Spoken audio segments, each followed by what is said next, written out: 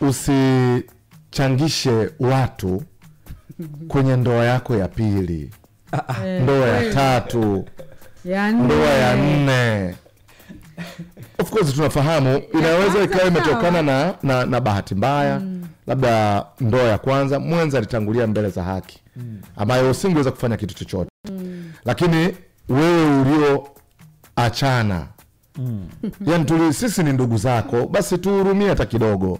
Sisi ni washikaji, sasa nyingine tunakuonea aibu.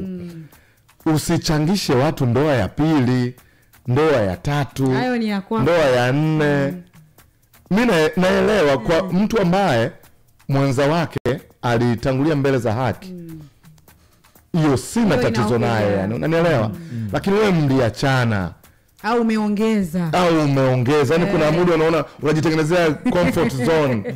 Sasa hiyo ni comfortability ya kwako ambayo sisi wakati sisi ni rafiki zako, ni ndugu zako, tumezaliwa pamoja, tunakaa mtaa mmoja, tulisoma wote. Basi hebu tuonee hata huruma kwamba tulishirikiana na wewe kwenye ile ya kwanza. Hii ya pili tualike tu, yani sote kila kitu tualike.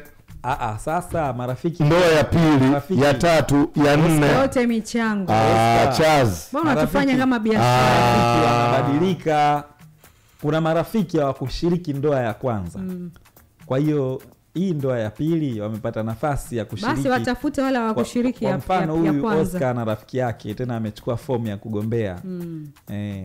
Kachukua fomu ya kugombea.